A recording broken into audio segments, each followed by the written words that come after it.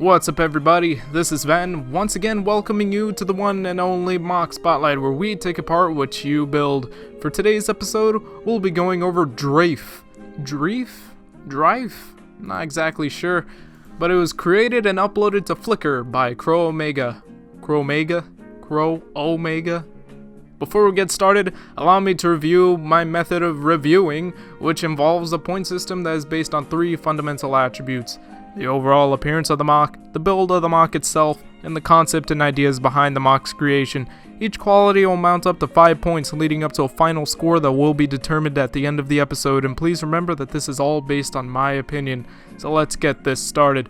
Why hello there, Mr. Samurai looking thing. Aren't you just a cool looking fella with your neatly distributed and well thought out color scheme consisting of silver, blue, and a complementary bright gold, quite literally shining in small even amounts. Talk about a run-on sentence. This is quite a clean design for a fairly typical humanoid MOC. A lot of the textures of the parts flow really well together. I mean, just take a look at the arms, for example. It's almost like there's this pattern of armored plating, which you can kinda see in the legs and torso as well, but they're not as obvious. Drife here has a pretty good stature, however he also has a pretty long torso, or maybe it just looks long because it's so thin compared to everything else. Regardless, he's got proper length proportions overall. Even if the torso is a bit too long, it doesn't really scream, "Look at me, I'm awkward as beans!" It's pretty cool how, some of the MOC is actually made with this custom build, yet it flows so well with the parts that are not custom, like these legs. Because otherwise, typically you'll see that custom builds will come out looking a bit more complex and busy. But, well, I don't know about you guys, but busy is one word I wouldn't use to describe this MOC. And, well, I can't really find anything I take issue with. It's a pretty solid design, a bit simple, but it works. And can I just say that I really like that he used this head. It's such a good head mold thing. I think it fits this MOC perfectly. Now look at this arsenal he has here. Bunch of knives, swords, forks, spoons, napkins. This dude's prepped for Thanksgiving 2016. Gotta appreciate that not only do all these features give a bit of character to the MOC, but they even provide a bit of functionality and play value, I guess. And on that note, we transition to the build. And as I mentioned earlier, this MOC's got a bit of a custom build. I mean, basically everything from the knees up is custom, and the results look really solid.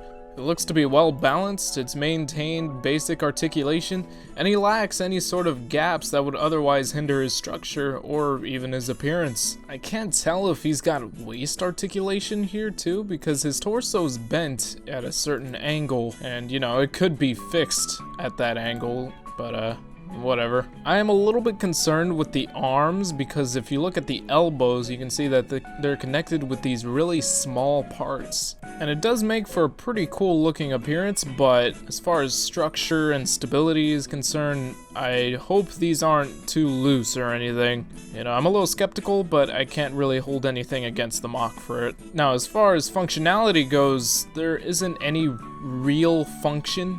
Like, there is this cool thing, though, where you can store the weapons on the back of the MOC, and I think that's really neat. That's a neat feature. I'm really glad that's something you can do instead of, just letting the weapons kind of lie on the ground or something all over the place, just because, there's nowhere else to store them. So that's cool, especially considering how empty this MOC looks without any of that gold. Like, it still looks cool, but man, these weapons really do complement the appearance. It doesn't even have to be holding them to get this sort of benefit. It's gonna end up looking all cool and such no matter what. And again, not much else I can really criticize here. Nothing all too crazy about the build, but with that said, it is really solid. And this is a really creative usage of parts, I gotta say. Now, talking about the MOC's concept, what we have here appears to be a Toa, or Toa-like being, with the power to manipulate lightning like an element. And he is also equipped with the Mask of Evasion, quote-unquote, and a bunch of swords. So, pretty basic stuff, some sort of elemental being with unique design qualities. And, it did turn out looking really cool, in my opinion. I really do like the design. He's got a distinct silhouette, like he doesn't look anything like what I would expect to come out of the Bionicle toy line. He's got a well-grounded custom build, a solid appearance overall, and a unique presence that I just can't describe all too well. Like, something about him makes him stick out so much to me. Maybe it's the color scheme where everything just complements each other so well. I can't really figure it out. And, you know, that is a lot to say for something that's essentially so simple. You know, it doesn't have the craziest build out there, and it doesn't look like anything all too unorthodox. You know, it's a really solid looking character that I guess would meet the standards for, or rather the expectations for what something like this would look like. Some sort of bionicle warrior with its own unique bunch of weapons and its own persona. And with that said, I'm really intrigued by it. I want to see more like this. I want to see this guy have a team of some sort, because it really looks like it belongs to its own team or something. I don't know. I see a lot of creative potential when it comes to this MOC. Not necessarily when it comes to the actual MOC itself, but it's more of like a meta thing. Like, I want to see this MOC surrounded by a bunch of other MOCs that are similar to it. I don't know. It's got that much character.